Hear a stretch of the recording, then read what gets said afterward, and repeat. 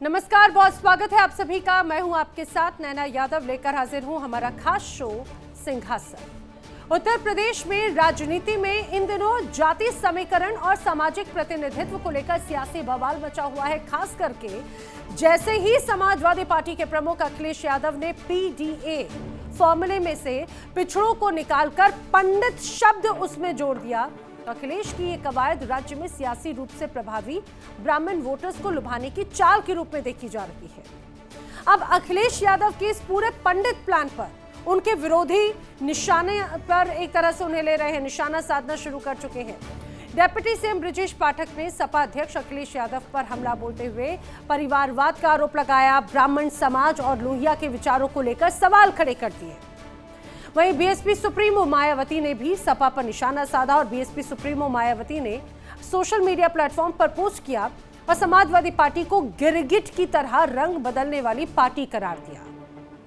दोनों नेताओं के बयानों में सपा की सामाजिक और राजनीतिक रणनीति को निशाने पर लिया गया है।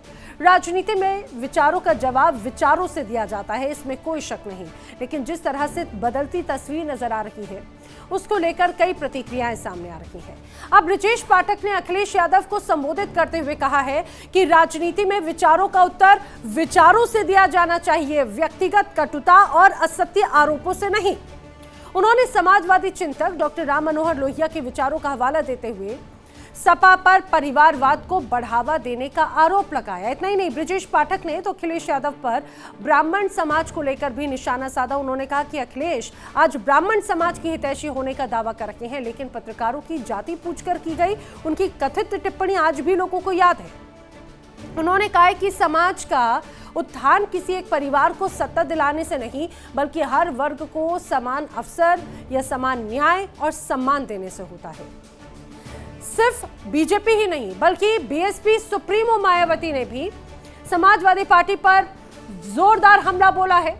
उन्होंने सोशल मीडिया पर किए गए पोस्ट में कहा है कि बहुजन समाज पार्टी सर्वजन हिताय सर्वजन सुखाय की नीति और सिद्धांत पर चलने वाली सर्व समाज हितैषी अंबेडकरवादी पार्टी है। उन्होंने ये भी दावा किया कि उत्तर प्रदेश में बीएसपी की सरकारें भी इसी आधार पर चली। उन्होंने आरोप लगाया कि समाजवादी पार्टी अपनी संकीर्ण जातिवादी राजनीति और चुनावी स्वार्थ के लिए गिरगिट की तरह रंग बदलती है। मायावती ने सपा के पीडीए फॉर्मूले को भी निशाने पर लिया और उन्होंने कहा कि सपा पहले तो पीडीए में पी का मतलब पिछड़ा बताकर प्रचार करती थी, लेकिन अब अपर कास्ट समाज, खास करके ब्राह्मण समाज के बसपा से जुड़ने और इसी आधार पर पार्टी द्वारा उम्मीदवार बनाए जाने से विचलित होकर पी का अर्थ अब पिछड़े से बदलकर पंडित कर दिया गया है। यही वजह है कि चुनाव के पहले जिस तरह से बड़ा बदलाव है उसको लेकर चर्चा लगातार जोरों शोरों से जारी है। करेंगे चर्चा, खास मेहमानों का पैनल मेरे साथ में कनेक्ट हो रहा है, जल्दी से आपको मिलवा देती हूं। मेरे साथ में समाजवादी पार्टी के प्रवक्ता अशोक तिवारी जी कनेक्ट हो रहे हैं, बीएसपी समर्थक सुरेश चंद्र भी मेरे साथ में कनेक्ट हो रहे हैं, राजनीतिक विश्लेषक के तौर पर शेखर कुमार जी भी मेरे साथ में कनेक्ट हो रहे हैं, जल्द ही बीजेपी के प्रवक्ता भी मेरे साथ में कनेक्ट होंगे, उनसे भी आपको मिलवाऊंगे। आप सभी का इस पूरी चर्चा में बहुत स्वागत है। अशोक तिवारी जी, ओपनिंग कमेंट आप ही का ले लेती हूँ। पीडीए जो पहले सीधे सीधे कहीं ना कहीं समाजवादी पार्टी की जो राजनीति है वो भी पिछड़ों के इर्द गिर्द रही, उन्हें ये कहा जाए कि समानता के अधिकार देने की बात कही गई, उनके विकास उत्थान की बात कही गई, लेकिन बदलते वक्त के साथ चुनाव नजदीक आते आते ये आरोप लग रहा है कि पीडीए का पी पीड़ित नहीं है बल्कि अब वो पंडित हो गया है।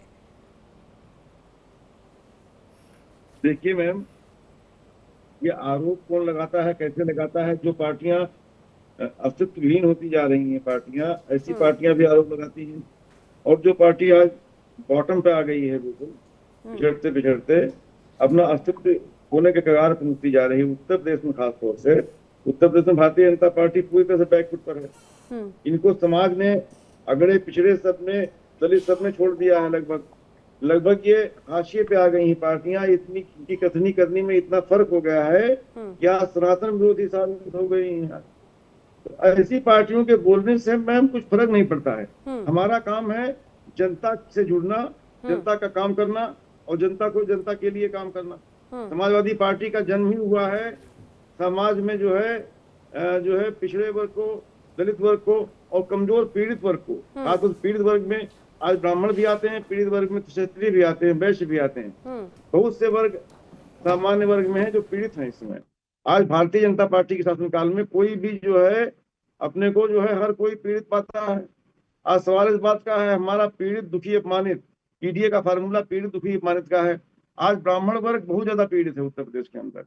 ब्राह्मण वर्ग को जो है आज सताया जा रहा है, हत्याएं की जा रही हैं, अब वो पीड़ित जो पहले पिछड़ा था और हमेशा से तो ये कहा जाए कि यही एक बड़ा राजनीति के इर्द गिर्द एक बड़ी तस्वीर बनती हुई नजर आई थी। ब्राह्मणवाद के खिलाफ जातिगत ये वोट की बात करते हुए समाजवाद के बाद में ये कहा जा रहा है कि अब उसको टारगेट करने की कोशिश की जा रही है क्योंकि वो वोट छिटक रहा है। वेल, बीजेपी प्रवक्ता देवेंद्र प्रमुख जी भी मेरे साथ में कनेक्ट हो चुके हैं। आपका भी बहुत स्वागत है देवेंद्र प्रमुख जी। अब बदलते वक्त के साथ अगर समाजवादी पार्टी के मुखिया अपनी राजनीति के स्वरूप को भी बदल रहे हैं, पहले तो आप ही आरोप लगाते थे ना, बीजेपी ही आरोप लगाती थी कि सिर्फ यादववाद की बात करते हैं, परिवारवाद की बात करते हैं। उन्होंने यादववाद से बढ़कर ब्राह्मणों को भी साधने की कोशिश की, तो फिर क्या दिक्कत है, क्यों आपत्ति हो रही है? देखिए नैना जी, हमें कोई आपत्ति नहीं है। जो अखिलेश जी बोलते हैं, राहुल जी बोलते हैं, वो अपनी ही बातों से फंसते हैं। हमने तो सिर्फ यही कहा था कि जो आप कह रहे हैं उसमें सत्यता कितनी है। कल तक ब्राह्मणों को धक्का मारने वाले, मनुवादी कहने वाले या पिछड़ों का हक मारने वाले या दलितों और अल्पसंख्यकों का अपमानित करने वाले समाजवादी वाले पार्टी वाले प्रचार कर रहे हैं। लगभग 3 से 4 वर्षों तक वो इसी काम में लगे हुए थे और आज उन्हें ब्राह्मण की ताकत याद आने लगी है। ब्राह्मण उन्हें खड़ा भारतीय जनता पार्टी के साथ लग रहा है। इस वजह से उन्होंने पीडीए की परिभाषा को एक बार फिर से बदल दिया, जबकि पीडीए में जो ए है वो पहले से ही जो है उनका दागदार था, उसमें अल्पसंख्यक था, अगड़ा था, उसकी सफाई वो नहीं देते पाते थे। हम ये कहते हैं कि सबका साथ सबका विकास।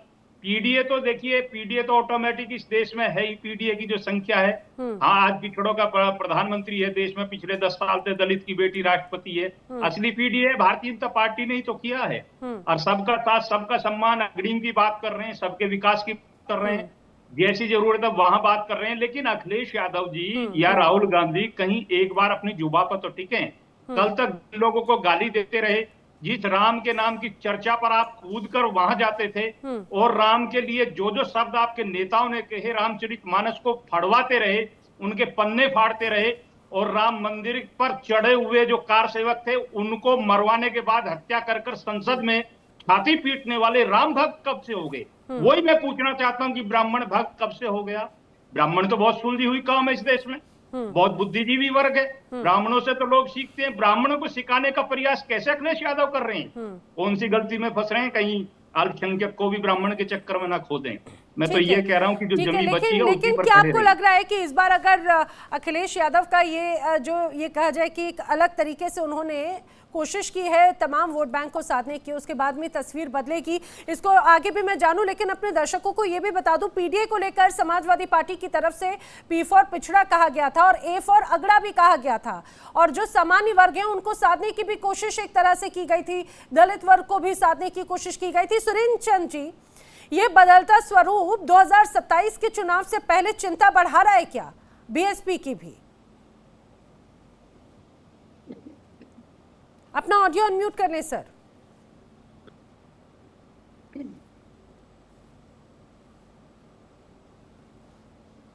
सुरेश चंद जी। जी आपकी आवाज मुझे अभी भी नहीं आ रही है, मैं आपका दोबारा रुक करती हूँ। तब तक मैं जल्दी से इसी बात का जवाब शेखर कुमार जी आपसे लेने की कोशिश कर रही हूँ। आखिर ब्राह्मण वोट पर अखिलेश यादव की नजर क्यों आ गई और उन्होंने जिस तरह से अभी एक नया तुरुप का इक्का निकालने की कोशिश की 2027 चुनाव के पहले, ये कितना अहम हो जाता है सर? नैना जी देखिए, किसी भी राजनीतिक दल के लिए वो समाज के हर उस हिस्से का वोट चाहता है कि जो हिस्सा जो है वो जो मौजूदा सरकार है उससे नाराज हो। देखिए भाजपा की राजनीति जो इनकाउंटर वाली थी कि जब तक अब्दुल का या रहमान का या किसी शब्बीर का इनकाउंटर हो रहा था, अब तो दुबे और तिवारियों के भी इनकाउंटर होने लग गए। अब तो शंकराचार्यों से आई कार्ड मांगा जाने लगा, पटुकों की पिटाई होने लगी। तो ब्राह्मण समाज क्या देख नहीं रहा है?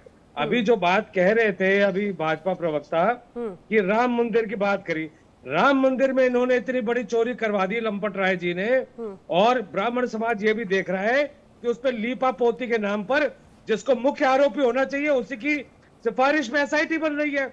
मुख्य लोगों को तो निकाल दिया और जो चवन्निया ठन्निया थी उनको पकड़ के बैठे हुए, क्योंकि वो सारा लूट का पैसा वो संघ के लोगों के पास जा रहा था। अब इन्होंने कहा कार सेवकों पे गोली चलाने वाली बात, तो ये तो मंत्री जी ने अभी संसद में भाजपा के केंद्रीय मंत्री ने क्लियर कर दिया कि कभी भी कोई सरकार का मुख्य आदेश नहीं देता, ये प्रशासनिक आदेश होता है। और उस टाइम जो गोली चलवाने वाले नृपेंद्र मिश्रा थे, उनको इस भाजपा ने राम मंदिर का चेयरमैन बना दिया, ट्रस्ट का।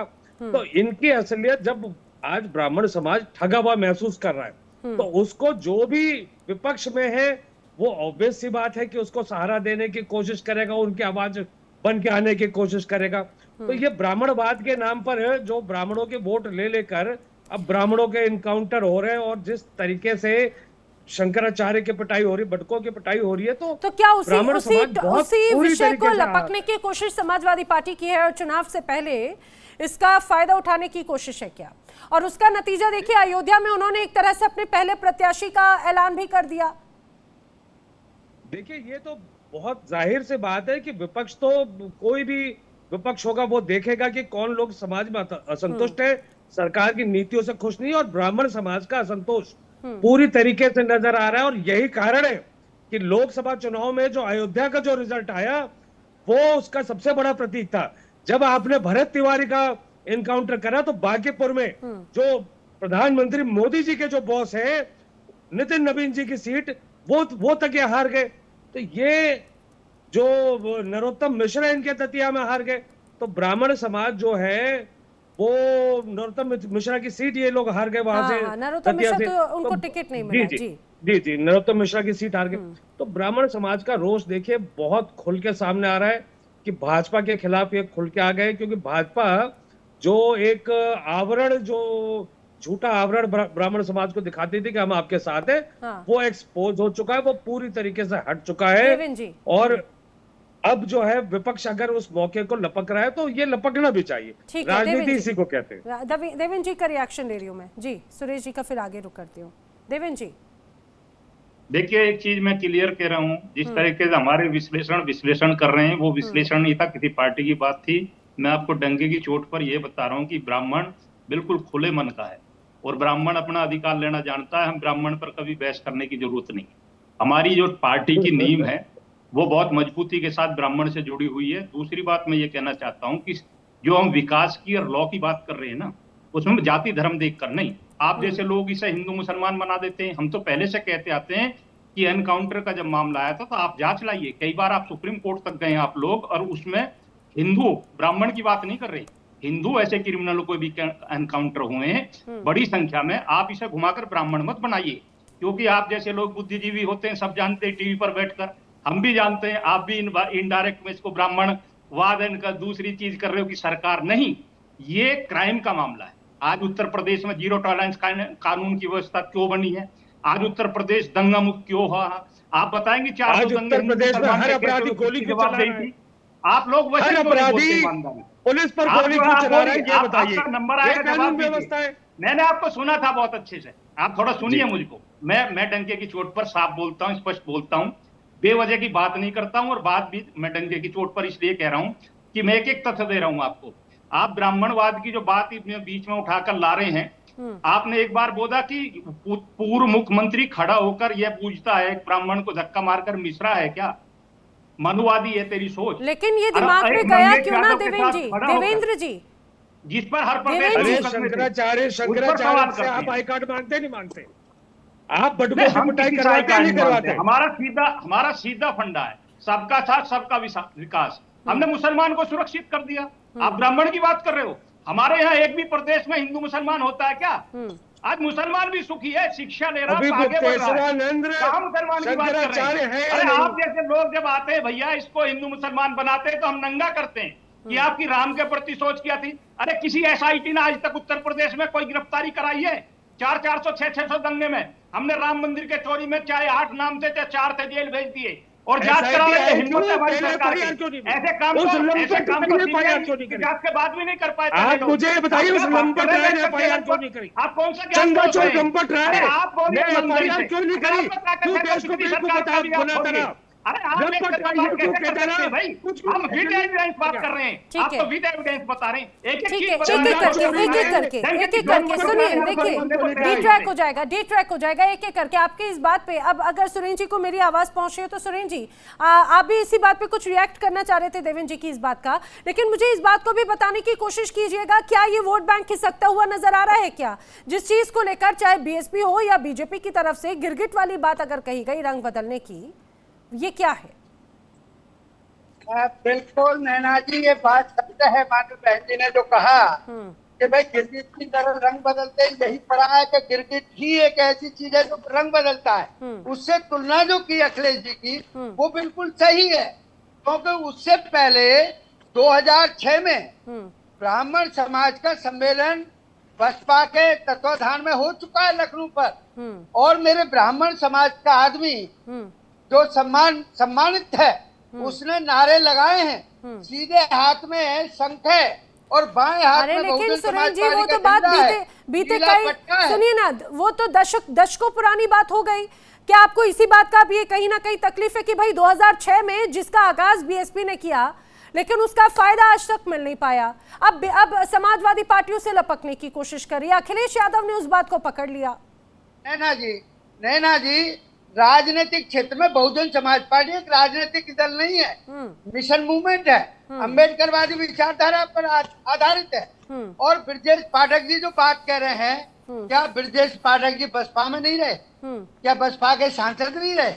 तो जो उन्होंने सोचा है, समझा है, और इस तरह के सम्मानीय ब्राह्मण समाज आज माननीय बहन जी के साथ है, बहुजन समाज पार्टी के साथ है, और उनके लिए सम्मान देने के लिए मुझे एक बात बताइएगा। अभी एक फिल्म आई थी मनोज वाजपेयी की, भूतपूर्व पंडित, किसने सबसे पहले आलोचना की? उस फिल्म की आलोचना किसने की? ब्राह्मण वंश के लिए मान सम्मान देने की बात किसने की? मतलब आपको इस बार लग रहा है कि अखिलेश यादव ने जिस तरह से अभी ब्राह्मण सम्मेलन बुलाया, ब्राह्मणों को साधने की कोशिश की, ये एक तरह से आइडिया था बीएसपी का जिसे उन्होंने लपकने की कोशिश की, ऐसा है क्या? हाँ बिल्कुल बिल्कुल मीना जी, अभी तो ये जो सभा वाले साथी बैठे हैं इन्होंने रंग बदल दिया। अशोक जी बताइए जरा। पीड़ित कह दिया, अशोक जी जी, अरे बुआ का कोई तो आइडिया छोड़ देते, बुआ का कोई तो आइडिया छोड़ देते। हाँ देखिए मैम, आप भाई अब यहाँ पे सुरेश जी तो कह रहे हैं कि भाई ब्राह्मण समाज का आधे से ज्यादा वोट बैंक तो बीएसपी के साथ में है, फिर क्या करेंगे? देखिए सुनील जी जो कह रहे हैं वो सारी जनता जानती है, उस पर अभी टिप्पणी नहीं कर रहा हूँ मैं। भाई देवेंद्र प्रमुख हमारे अच्छे मित्र हैं, लेकिन उनके संज्ञान में बात ला रहा हूं मैं, और उसका जवाब भी अगर दे सकेंगे तो जरूर दे देंगे। आज स्थिति यह है मैम कि जो है, जो जब प्रयागराज में बटुकों को घसीटा गया, शिखा पकड़ी गई, शिखा सबसे सर्वोच्च सम्मान होती है ब्राह्मण की, शिखा पकड़ी गई, शिखा से घसीटा गया और घसी करके उनको मारा पीटा गया। 85 वर्ष के संत को जो है घसीटा गया, मारा पीटा गया। इस घटना के ऊपर डिप्टी सीएम, इन्हीं के डिप्टी सीएम पाठक जी, 1985 उनको गलत नहीं कहेंगे। 1985 को माने बहन जी, अरे बोलने दीजिए भाई, बोलने दीजिए, बहन जी की बात नहीं कर रहा हूँ सर, बहन जी की बात नहीं कर रहा हूँ। घसीटा गया, मारा पीटा, अरे बोलने दीजिए सर, मैं भाजपा सवाल कर रहा हूँ। 2 जून मैम इनको रोकिए, 2 जून 1995 में मैम प्लीज रोकिए, मैम प्लीज रोकिए, डिबेट नहीं हो पाएगी। अरे लेकिन देखिए अरे मैं ये बोल रही हूँ कि आप आने वाले वक्त में चुनावी रणभूमि में उन्हीं के साथ पे प्रतिद्वंदिता निभाएंगे, अब वो बात भी तो वाजिब उठा रहे हैं, जवाब दे दीजिए उनकी इस बात का। हाँ, बटुकों को मारा पीटा गया, घसीटा गया। पाठक जी ने आकर कहा कि महापाप किया सरकार ने, हम दंड देंगे दोषी अधिकारियों को। केशव मौर्य ने आकर कहा शंकराचार्य जी का अपमान हुआ है, हम दंड देंगे अधिकारियों को। कोई दंड नहीं दिया गया, दंड देने की हैसियत में नहीं है, क्योंकि दोनों ही मंत्री स्टूल मंत्री निकले। आज योगी आदित्यनाथ जी ने कोई दंड दिया? कोई अधिकारियों को दंड नहीं दिया गया। आज ब्राह्मणों का अपमान करने का, शंकराचार्य जी का अपमान करने का, बटुकों को मारने पीटने का, शिखा पकड़ने खींचने का, कोई अपमान करने का किसी अधिकारी को, कर्मचारी को दंडित नहीं कर पाए क्योंकि कालनेमी साबित हुए। योगी आदित्यनाथ ब्राह्मण विरोधी कालनेमी साबित हुए, किसी भी अधिकारी को दंडित नहीं किया गया, न कोई क्षमा मांगी गई, कुछ भी नहीं किया गया योगी जी की तरफ से। ब्राह्मणों को चढ़ाया गया, अहंकार किया गया। सच्चाई मैम ये है। अच्छा, लेकिन अशोक तिवारी जी, आपने कहा कि सुनिए, आपने कहा कि मौजूदा वक्त में उत्तर प्रदेश में ब्राह्मण समाज खुद भी उपेक्षित महसूस करता है। कहीं उन्हें साधने के चक्कर में आपका जो मूल वोट बैंक है, कहीं वो उपेक्षित ना हो जाए, उनको एक साथ कैसे साधिएगा? भगवानों में अंतर किया गया, हमारे प्रमुख जी बताएंगे भगवानों में क्यों अंतर किया गया। आज प्रभु श्री राम और परशुराम को जात देख करके उनको जो है विष्णु के अवतार होते हुए भी परशुराम जी को अपमानित क्यों किया गया, छुट्टी क्यों कैंसिल की गई, शिकायतें क्यों खींची गई, बड़कों को क्यों मारा पीटा गया, ये मेरा सवाल है। आज कालनेमी साबित हो गए योगी जी, योगी नहीं रहे, केवल आदित्यनाथ साबित हो गए हो। जी मैम, ठीक है, लेकिन यही बातें देवेंद्र प्रमुख जी, एक बड़ी बात है भाई, मौजूदा वक्त में मौजूदा सरकार के दौरान भी लगातार ब्राह्मण उपेक्षित महसूस किए जा रहे हैं, इसीलिए तो दूसरे राजनीतिक दल उन्हें ढूंढ रहे हैं।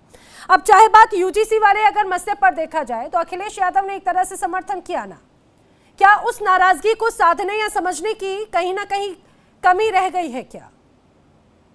देखिए, मैं वही चीज नैना जी मैं क्लियर कह रहा था, जब ब्राह्मण समाज की बात आती है तो इस पर ज्यादा हमें कटाक्ष करने का, विश्लेषण करने की जरूरत नहीं। मैं फिर आपको ये डंके की चोट पर बता रहा हूँ। सुरेश जी ने अपनी बात बताई है, ब्राह्मण समाज एक ऐसा समाज है जो डिसीजन लेने का, फैसला करने की ताकत और माजदा रखता है। अब उसको पढ़ना या उसको बहका लेना, ये कोई जल्दबाजी होगी या अतिशोक्ति हो सकती है, चाहे वो अखिलेश यादव हो या राहुल गांधी हो। और मैं कहता हूँ भारतीय जनता पार्टी की जब बात आती है तो हम ब्राह्मण की लड़ाई नहीं लड़ते हैं।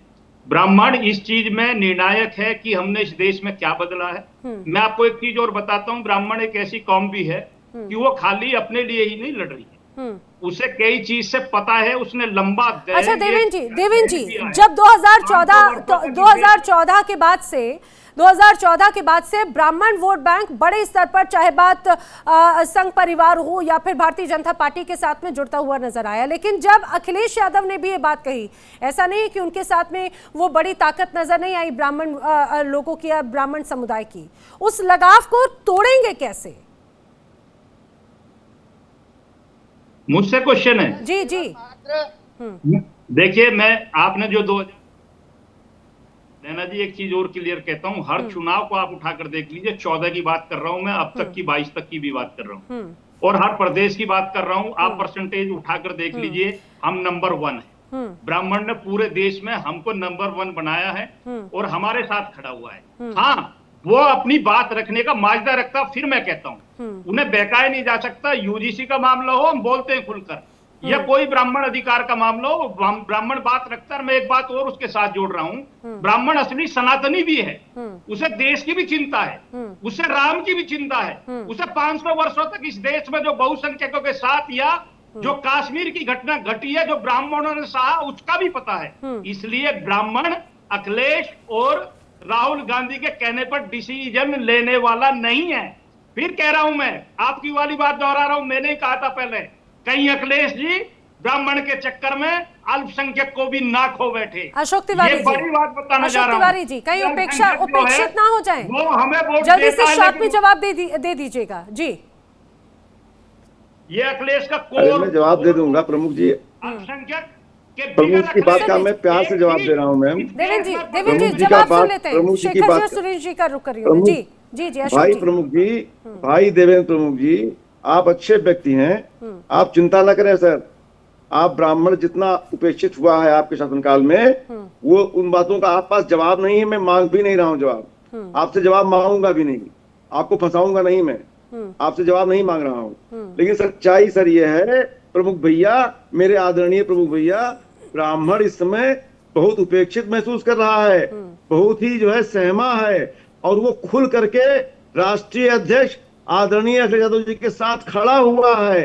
अब इससे भाजपा में कसमसाहट है, चर्चाएं हैं, आज यूपी में चर्चा है इस बात की, तभी डिबेट हो रहा है। आज चर्चा इस बात की है, तभी डिबेट हो रहा ठीक है। है। आज भाजपा डमी है, हालांकि सहमी ये है। जनता के मन में क्या है देखिए ये तो जनता बताएगी। लेकिन शेखर कुमार जी, खासतौर से पीडीए की जब बात कही तो ओबीसी, दलित और खासतौर से अल्पसंख्यक कैडर को साधने की बात कही, लेकिन पिछले कुछ वक्त से ये कहा जाए कि बदलते जरूरत के अनुसार, बदलते माहौल के अनुसार, बदलते मुद्दों के अनुसार अब हर चीज बदलाव का है मौजूदा स्थिति में।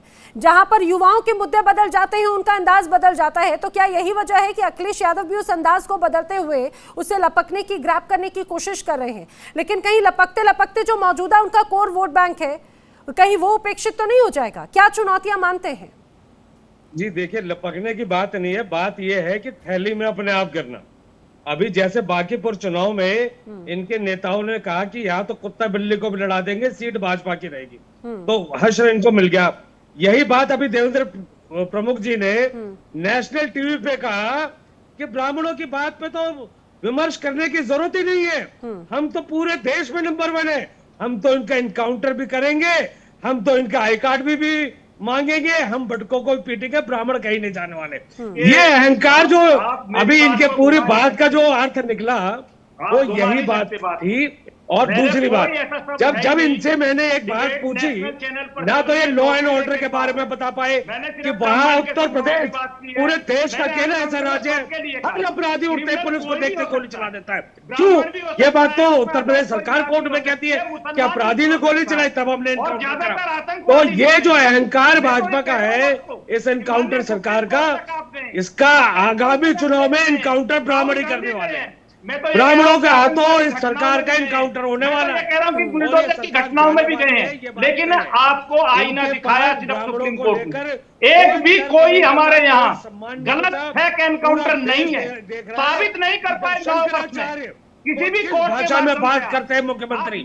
ये इनका ब्राह्मणों के लिए सम्मान है। भटको, आपने भटकों पर क्या कार्रवाई की? भटकों को पीटने वाले अफसरों पे कोई कार्रवाई नहीं की। तो आप जो ब्राह्मणों के आंखों में धूल झोंक रहे हैं, आज पूरा देश देख रहा है।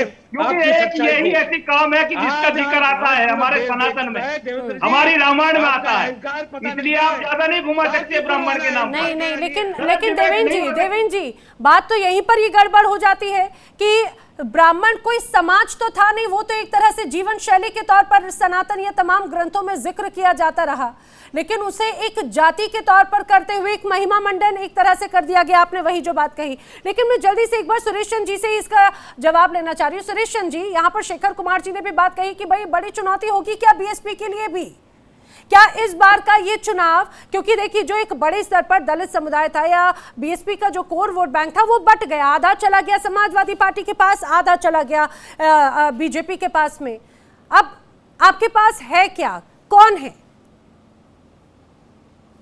देखिएगा, मैंने पहले भी अनुरोध किया है कि आज मेरा ब्राह्मण समाज हमारे बच गए कि देश उन्नति में सही लाभ बीएसपी का ये पैगाम शासन होता था। तो जो राजनीति में एक बदलाव आता है, बहुजन समाज पार्टी एक राजनीतिक दल ही नहीं है, एक मिशन मूवमेंट है। तो वोटों में उतार चढ़ाव आता है। आज भी हमारे पास है वोट पर करने, और सपा के पास उतना नहीं होगा पर्टिकुलर की टीम का। और ब्राह्मण बंधु को हमने सर्वथा मान सम्मान दिया है, उनके लिए लड़े हैं। आज भी हमारे साथ रामवीर सिंह उपाध्याय जैसे रहे हैं, पंडित अशोक पांडे जैसे रहे हैं, रितेश पांडे रहे हैं, और तो और सब समाज के लोग हैं, जयवीर सिंह ठाकुर जैसे लोग हमारे साथ रहे हैं। और तो और तो सबसे पहला बहुजन समाज पार्टी का एमएलसी बना सुधीर गोयल, वो वैश्य समाज से। और आज हमारे साथ जो बैकवर्ड में भी लोग हैं, यादव लोग हमारे साथ हैं। ये किनकी बात कर रहे हैं? आज जो वोट है वो परिवर्तित होकर के जो हमारा गया था 2027 में, उस वोट को लेकिन सुरेश जी दरअसल दिक्कत ये है कि सबसे महत्वपूर्ण बात ये कि आप अभी 1945 या 2006 से आगे नहीं बढ़ पा रहे हैं।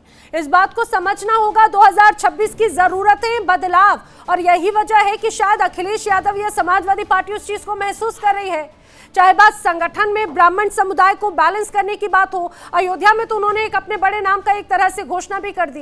लेकिन सबसे बड़ी बात यह कि 2027 के चुनाव के पहले ये जो ब्राह्मणवाद वर्सेस पीडीए वाली जो एक अलग परिभाषा देने की कोशिश की गई, क्या ये वो ग्रैब कर पाएंगे या फिर जो उनका वोट बैंक है कहीं वो ही उपेक्षित ना महसूस करने लग जाए? बड़ी चुनौतियां क्या होंगी ये तो आने वाला वक्त बताएगा। आप सभी मेरे साथ इस चर्चा में शामिल हुए, आप सभी का बहुत बहुत शुक्रिया।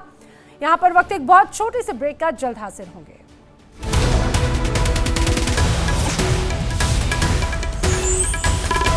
देखिए इंडिया डेली 24/7 अब आपकी स्मार्ट टीवी पर। इंडिया डेली मौजूद है सभी डिजिटल प्लेटफॉर्म पर लाइव और लगातार। इंडिया डेली 24/7 हर दिन राष्ट्र को समर्पित।